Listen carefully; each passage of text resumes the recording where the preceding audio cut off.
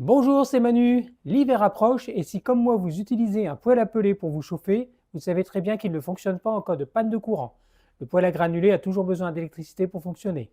Après, c'est la même chose que pour la plupart des systèmes de chauffage. Que vous ayez des radiateurs électriques, une pompe à chaleur ou une chaudière fuel ou gaz, de toute façon vous aurez besoin d'électricité pour les faire fonctionner. Il n'y a vraiment qu'une cheminée, un insert ou un poêle à bûche classique qui pourra continuer à faire chauffer votre maison sans électricité. Donc si vous avez une coupure d'électricité pendant 2 heures, ça va, on peut s'en passer. Mais si ça dure une journée ou plus, c'est là qu'un générateur de secours devient très utile. Et ça tombe bien puisque Geek Maxime a proposé de tester cette nouvelle station électrique portable, la SolarPlay Q2501. Donc mon but ça va être de brancher mon poêle à peler dessus et de voir s'il peut fonctionner normalement et surtout pendant combien de temps. Pour résumer, ce générateur a une capacité de 2160 Wh avec des batteries LiFePO 4 et une puissance de sortie max de 2400 watts et il est équipé de 12 ports de sortie. Il y a des prises de 120 volts AC, il y a des prises 12 volts, il y a également des prises USB. J'ai également reçu le panneau solaire de 200 watts. Il est pliable en 4 parties, il est étanche et il va permettre de recharger le générateur gratuitement grâce au soleil. Allez, on va sans plus attendre tester toutes les possibilités de cette centrale électrique portable.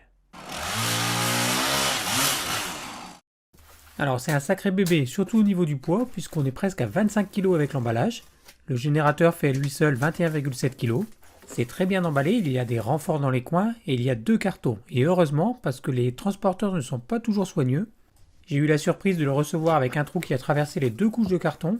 Mais heureusement, à l'intérieur, il y a encore une belle épaisseur de mousse et ça a tout protégé. Donc très bon point pour le conditionnement. Voilà comment se présente la centrale. Elle a une dimension d'environ 40 x 29 x 32 cm. Elle est entièrement en plastique noir et gris. Les connecteurs sont sur la façade et à droite et à gauche on va retrouver les ventilateurs. J'ai également demandé le panneau solaire T200. Il a une puissance de sortie max de 200 watts et il est pliable. Il va permettre de recharger la centrale électrique par beau temps. Il se présente sous la forme d'une petite sacoche, il se déplie en 4 parties. Il pèse un peu plus de 6 kg et mesure 1,72 m déplié. Et en dessous, il est équipé de 3 pieds réglables pour pouvoir l'orienter face au soleil. Bon, là, j'avais pas vu le pied du milieu. Au dos, on va retrouver une petite pochette avec la notice d'utilisation, une page blanche et les connecteurs MC4 qui sont standards dans le monde des panneaux solaires. Donc sans attendre, je vais le tester et recharger la centrale avec. À l'intérieur du logement de la centrale, on va retrouver les connecteurs MC4. Donc ce logement c'est super pratique puisqu'on a toujours les connecteurs avec nous. Je relie le panneau solaire dessus.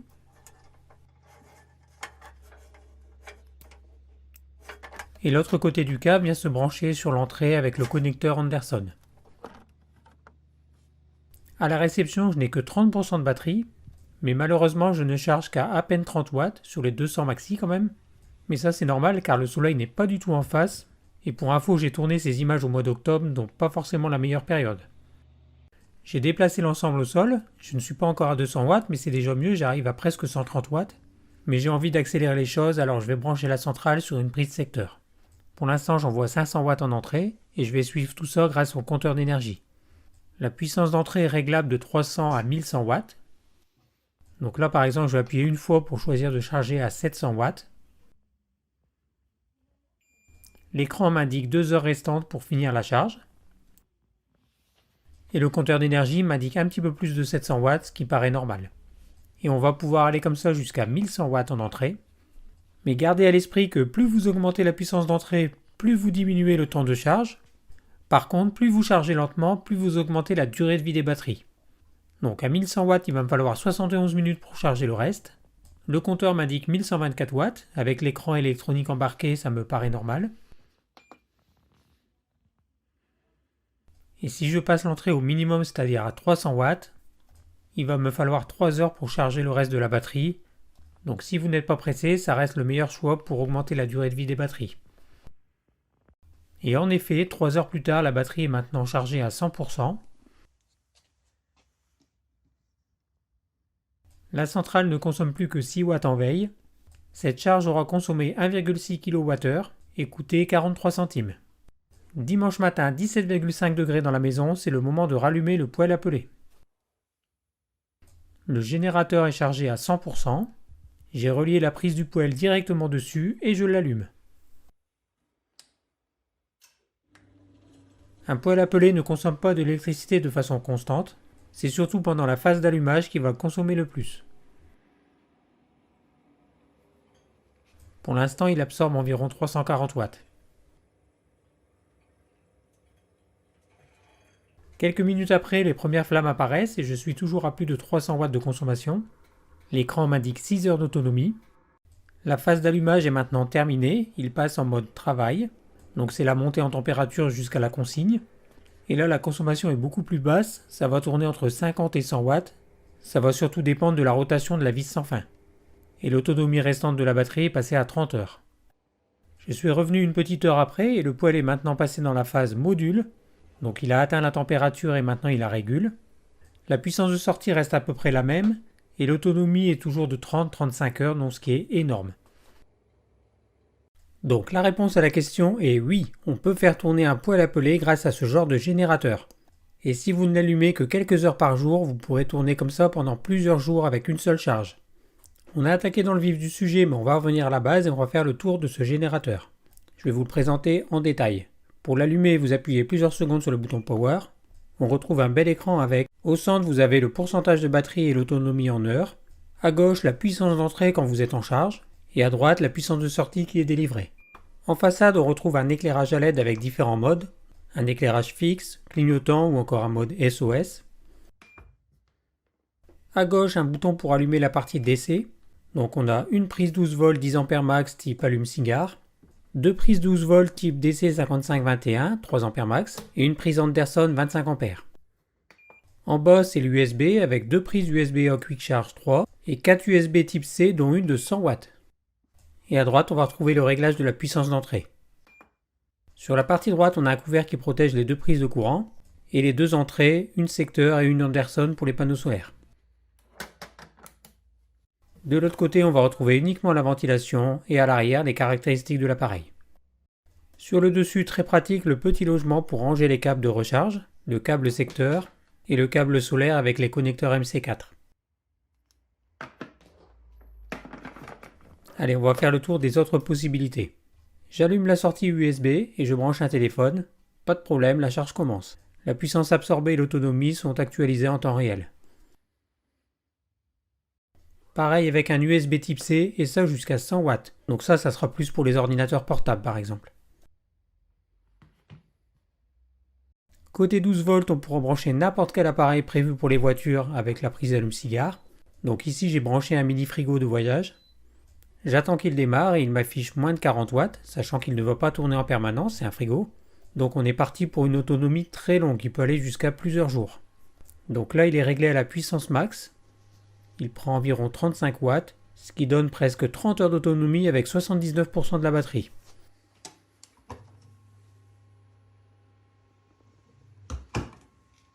D'ailleurs, je remarque que l'écran du frigo m'indique 13,1 volts. Cette valeur, je ne l'ai pas sur cet écran et comme je suis curieux, je vais contrôler.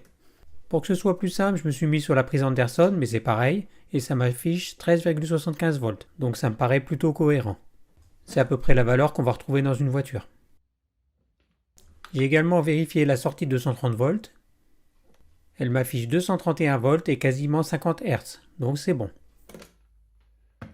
D'ailleurs, les 50 Hz, vous pouvez le changer selon le pays où vous habitez. Il suffit de maintenir le bouton AC ON. La fréquence 50 Hz clignote à l'écran. Je rappuie une fois pour choisir 60 Hz. Je remets la sortie AC en route parce qu'elle s'est coupée. Et maintenant, j'ai une sortie à 230 volts et 60 Hz. Sinon, au niveau des autres caractéristiques, vous trouverez tout sur la notice, qui a le mérite d'être en français. D'ailleurs, elle explique le mode UPS, qui fonctionne comme un onduleur. Donc ça, c'est super pratique quand vous avez des appareils sensibles, comme un ordinateur, une imprimante 3D ou un poêle à peler, et ça évite que l'appareil se coupe en cas de micro-coupure ou de coupure répétée. En cas de panne de courant, la batterie prend le relais aussitôt. Et c'est indiqué par le logo UPS au milieu de l'écran. Allez, je vais essayer de pousser un peu plus à bout ce générateur en utilisant plusieurs outils électriques. La scie circulaire, malgré la pointe au démarrage, aucun souci. On est sur une grosse puissance aussi avec l'aspirateur de chantier. La batterie n'est pas chargée à fond, on prend plus de 1100 watts, il reste quand même 69 minutes d'autonomie. Et je n'ai vu aucune différence dans la puissance d'aspiration. Donc cette centrale peut être aussi très pratique sur un chantier où vous n'avez pas encore d'électricité. Bien sûr, il y a beaucoup de machines sur batterie aujourd'hui, mais vous n'aurez jamais une journée d'autonomie à moins d'avoir un grand nombre de batteries. Au pire, ce générateur vous permettra aussi de recharger vos batteries. J'ai essayé toutes sortes de machines et je n'ai rencontré aucun souci. Je vous rappelle que vous pouvez brancher jusqu'à 2400 watts maxi en sortie. Et là, j'ai oublié de filmer l'écran, mais on ne devait pas en être loin des 2400 avec l'aspirateur et la fleureuse. Et voilà une petite tablette pour séparer le bureau du lit. J'ai également fait un petit plateau à roulettes pour pouvoir le déplacer plus facilement. Parce que même si les poignées sont pratiques, il fait quand même presque 22 kg. Me voilà rassuré pour cet hiver, en cas de coupure de courant prolongée. Je vais pouvoir me chauffer, m'éclairer et alimenter toutes sortes d'appareils. Ce SolarPlay Q2501 est très bien conçu et je remercie encore GeekMaxi. S'il vous intéresse, je vous mets un lien dans la description de la vidéo. Je vous mets également un code promo pour avoir une réduction de 30 €. N'hésitez pas si vous avez des questions. Portez-vous bien et à très bientôt.